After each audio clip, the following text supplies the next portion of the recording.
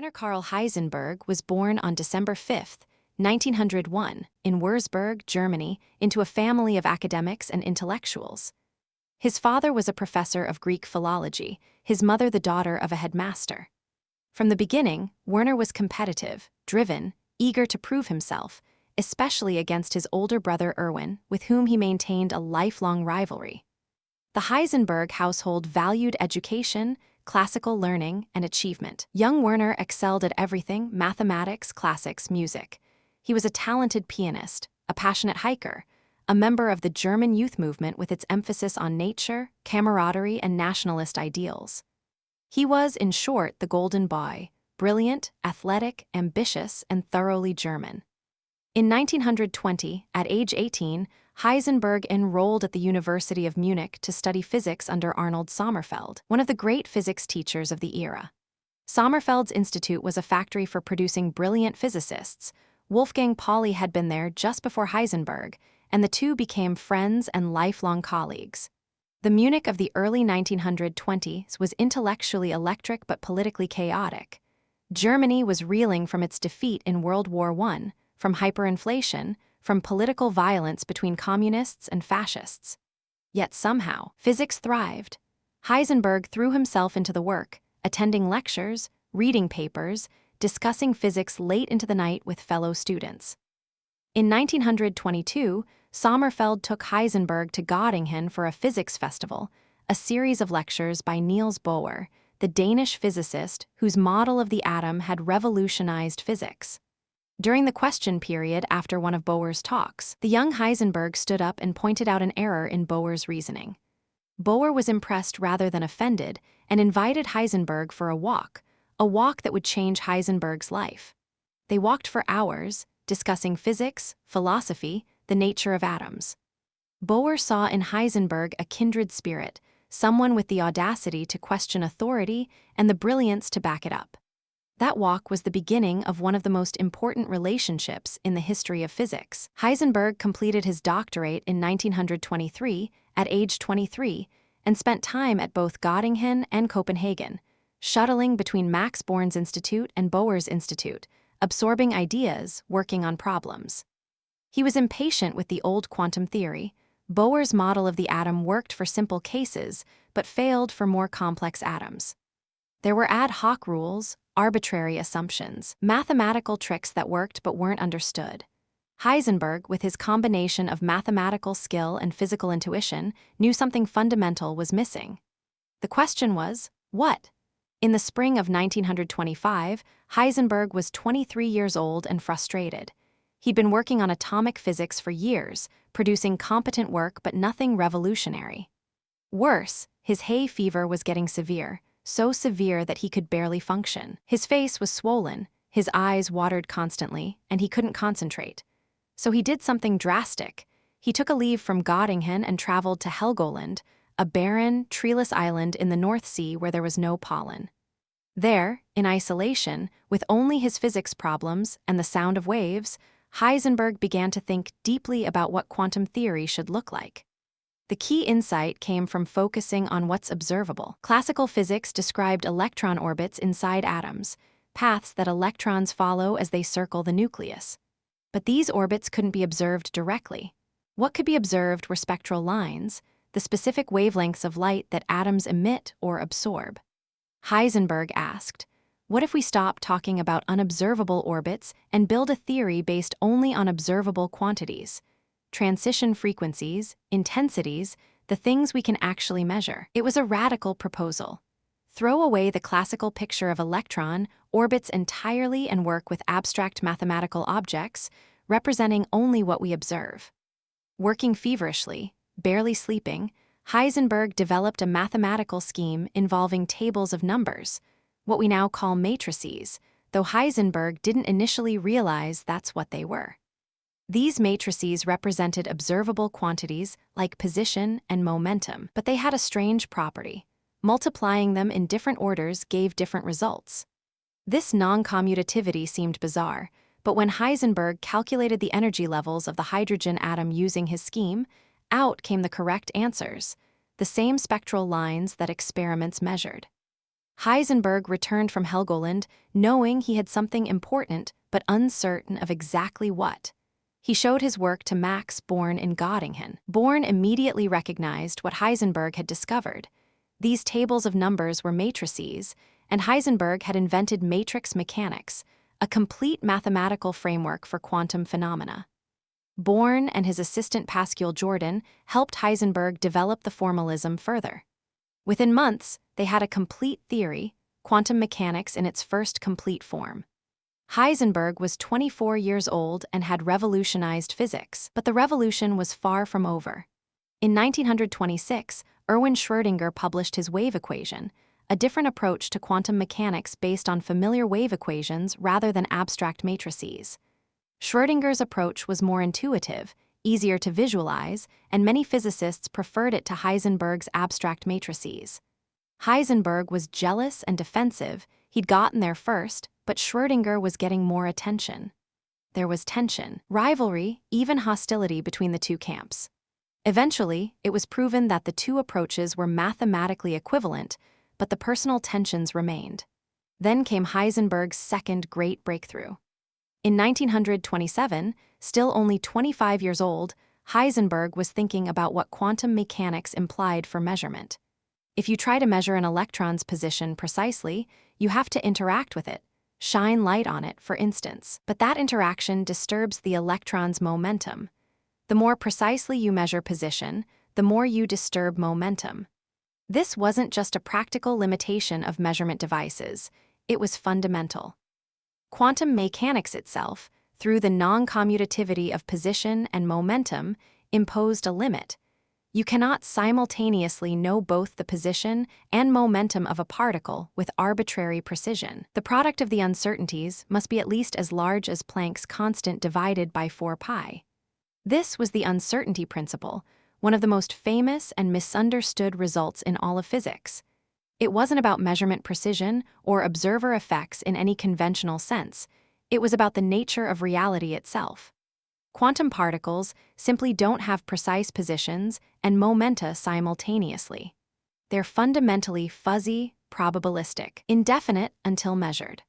Heisenberg's uncertainty principle became a cornerstone of the Copenhagen interpretation of quantum mechanics, the interpretation developed primarily by Niels Bohr and his colleagues in Copenhagen, where Heisenberg spent much of the late 1920s. The Copenhagen interpretation said that quantum mechanics is complete.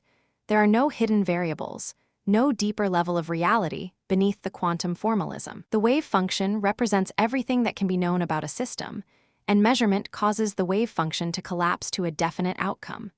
Reality is fundamentally probabilistic and observer-dependent. This interpretation troubled many physicists, including Einstein, who famously said, "God does not play dice." But for Heisenberg and Bohr, it was the only way to make sense of quantum mechanics while remaining faithful to what experiments showed. Heisenberg's relationship with Bohr was complex and intense. Bohr was a father figure, a mentor, someone Heisenberg deeply admired. But Bohr was also maddeningly slow, endlessly refining arguments, questioning every assumption. They would argue for hours, sometimes days, about the interpretation of quantum mechanics. Bohr would propose a thought experiment, Heisenberg would analyze it, they'd argue about the conclusion, Bohr would modify the experiment. The cycle would repeat. It was exhausting but also productive. The Copenhagen interpretation emerged from these intense discussions, though the two men didn't always agree on details. By 1927, Heisenberg was recognized as one of the leading physicists in the world. He was offered professorships, invited to give lectures, consulted on major problems.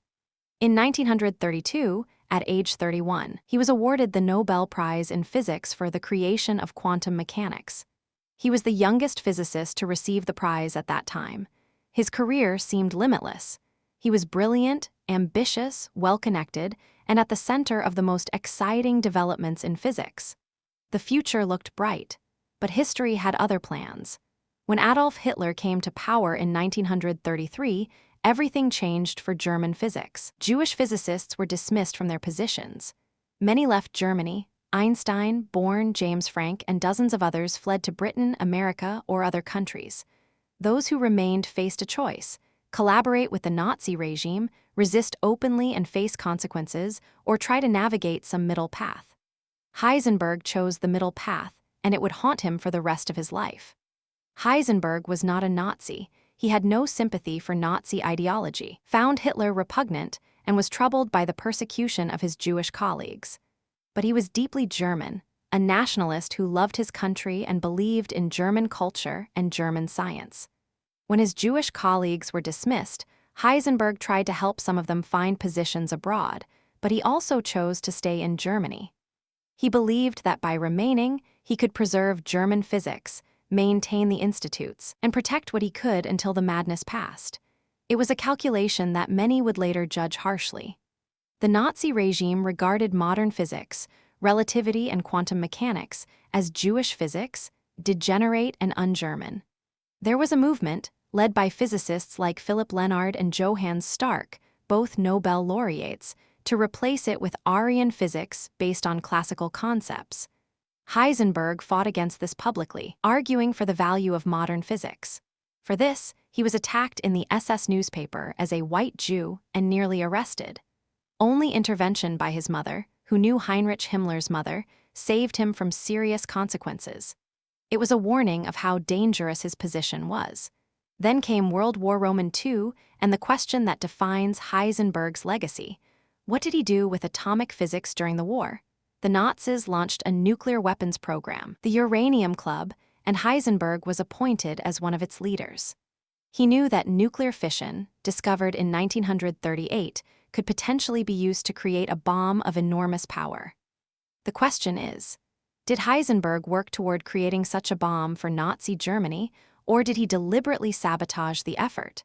Heisenberg's own account, given after the war, was that he never seriously tried to build a bomb, that he convinced himself and others it was impractical, that he subtly steered the program toward reactor research rather than weapons. He portrayed himself as a moral actor who ensured that Hitler never got the bomb. But the evidence is ambiguous. The German program never came close to producing a bomb. They didn't even achieve a sustained nuclear chain reaction. Was this because of Heisenberg's sabotage, or simply because they lacked resources, were on the wrong track technically, and were hampered by the chaos of a losing war? Historians still debate this question intensely. What is clear is that in 1941, Heisenberg visited Bohr in Nazi-occupied Copenhagen, a meeting that ruptured their relationship permanently. What exactly was said is disputed. Heisenberg claimed he wanted to discuss the moral implications of nuclear weapons with Bohr, to propose that physicists on both sides agree not to build them. Bohr's recollection was different. He came away from the meeting believing that Heisenberg was working on a bomb for Hitler and was trying to find out how far the Allied program had progressed. Bohr was horrified and refused to speak to Heisenberg after the war. The meeting became the subject of Michael Frayn's play, Copenhagen, which explores the ambiguities and uncertainties, appropriate for the discoverer of the uncertainty principle, of what Heisenberg knew, intended, and did during the war years. When Germany surrendered in May 1945, Heisenberg and 9 other German physicists were captured and interned at Farm Hall, an estate in England. Their rooms were bugged, and Allied intelligence recorded their conversations. The Farm Hall transcripts reveal Heisenberg and his colleagues' reactions when they learned that the Americans had dropped an atomic bomb on Hiroshima. Heisenberg's first reaction was disbelief. He didn't think the Americans could have done it so quickly. Then he began calculating, trying to figure out how they'd managed it. There's debate about whether this shows he didn't understand the principles, supporting his claim he never seriously tried, or whether he was just surprised by the scale of the Allied effort. After the war, Heisenberg returned to Germany and became director of the Max Planck Institute for Physics, first in Göttingen and later in Munich. He worked to rebuild German physics, which had been devastated by the Nazi period and the war. Many of his former colleagues who had fled Germany were suspicious or hostile. They couldn't understand why he had stayed, why he had worked for the Nazi regime even in a limited capacity. Some, like Max Born, eventually reconciled with him. Others, like Bohr, never did. The rupture with Bohr was particularly painful. Bohr had been like a father to Heisenberg, and now he wouldn't even respond to Heisenberg's letters. Heisenberg spent enormous energy in the post-war years trying to justify his wartime actions. He gave interviews, wrote memoirs, corresponded with former colleagues, all trying to establish that he had been a good German but not a Nazi, that he had protected what he could, that he had never seriously worked on a bomb. But many remained unconvinced. The truth is probably more complex than either Heisenberg's self-justification or his harshest critics' condemnations. He was a man trying to navigate an impossible situation, making compromises he convinced himself were justified, perhaps deceiving himself about his own motivations and actions. Scientifically, Heisenberg remained active after the war, but never achieved the breakthroughs of his youth. He worked on quantum field theory, on elementary particle physics, on unified field theories. He proposed a unified theory of fundamental particles in the 1950s and 1960s, but it was never successful. Physics had moved on, the center of gravity had shifted to America. The next generation of physicists, Feynman, Schwinger, Gell-Mann, were making the revolutionary discoveries. Heisenberg was still respected, still honored, but he was now part of the older generation, reminiscing about the golden age of the 1920s when he and his colleagues had created quantum mechanics. He married Elizabeth Schumacher in 1937, and they had 7 children together. By all accounts, he was a devoted family man, warm with his children in a way he rarely was with colleagues. He continued to hike in the Bavarian Alps, to play piano, to engage in the outdoor activities he'd loved since youth. But the controversies over his wartime role never entirely left him. Every few years, a new book or article would revisit the question: what did Heisenberg do during the war? Was he a hero who prevented Hitler from getting the bomb, or a collaborator who would have built it if he could? Werner Heisenberg died on February 1, 1976, in Munich, at age 74 from cancer. He died unreconciled with some of his former colleagues, his wartime actions still debated and disputed. But his scientific legacy was secure. The uncertainty principle, the matrix formulation of quantum mechanics, his contributions to quantum field theory, these were permanent achievements that no controversy could diminish. Every physics student learns the Heisenberg uncertainty principle. Every quantum mechanics course teaches matrix mechanics. Heisenberg's name is woven into the fabric of modern physics. The uncertainty principle in particular has transcended physics and entered popular culture, though often misunderstood. It's frequently interpreted as you can't measure something without disturbing it, which is true but misses the deeper point. Quantum particles don't have precise positions and momenta to begin with. The uncertainty isn't about measurement technique, but about the nature of reality. Heisenberg showed that at the quantum level, nature is fundamentally fuzzy, probabilistic, indefinite. This was revolutionary and remains disturbing. It challenges our intuitions about how reality should work. Matrix mechanics, though less popular pedagogically than Schrödinger's wave mechanics, was the first complete formulation of quantum mechanics. Heisenberg had the audacity to throw away the comforting pictures of electron orbits and build a theory on pure abstraction, on mathematical objects representing observables. This approach, focusing on what can be measured rather than on underlying mechanisms, became a defining feature of quantum mechanics and influenced the development of quantum field theory. Heisenberg showed that you could do physics without visualizable models, that mathematics could be your guide even when intuition failed. But Heisenberg's legacy is complicated by the moral questions his wartime choices raise. Can we separate the physicist from the man? Should we? Heisenberg made fundamental contributions to human knowledge, discoveries that benefit everyone and will endure as long as physics exists. But he also made moral compromises, chose to work for an evil regime, and perhaps deceived himself about his own motivations. Both truths coexist. He was neither the hero he sometimes portrayed himself as nor the villain his harshest critics painted. He was a brilliant, ambitious, patriotic man who found himself in impossible circumstances and made choices that can be questioned, but perhaps not fully judged from our comfortable distance. The uncertainty principle seems almost metaphorically appropriate for Heisenberg's life. Just as you cannot simultaneously know both the position and momentum of a particle, we cannot simultaneously know both Heisenberg's scientific brilliance and his moral character with complete clarity. The more precisely we examine one, the fuzzier the other becomes. Was he a genius or a collaborator? A scientist or a nationalist? A moral actor or a self-deceiver?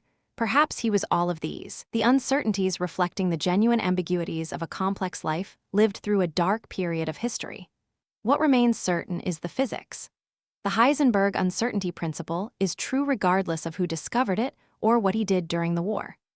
Quantum mechanics works, makes predictions accurate to 10 decimal places, enables technologies from transistors to MRI machines, describes everything from atomic spectra to the quantum computers being built today. Heisenberg's matrix mechanics, whatever its pedagogical limitations, was the first glimpse of this strange quantum world, the first successful mathematical framework that captured the weirdness of atomic phenomena. That achievement stands independent of the man who made it. In the end, Werner Heisenberg was a prodigy who revolutionized physics before age 26, who helped create the quantum mechanical framework that defines modern physics, who made fundamental discoveries about the nature of reality itself. He was also a man who made questionable moral choices during the darkest period of European history, who never fully reckoned with those choices, who died with important relationships broken and important questions unanswered. Both stories are true. Both are part of his legacy. The uncertainty remains, not just in the quantum realm where his principle reigns, but in our understanding of the man himself. Perhaps that's fitting. Heisenberg spent his life studying uncertainty, and he left us with profound uncertainties about his own life. The physics endures, brilliant and clear. The man remains, like one of his quantum particles, somewhat indeterminate, measured differently depending on how we look.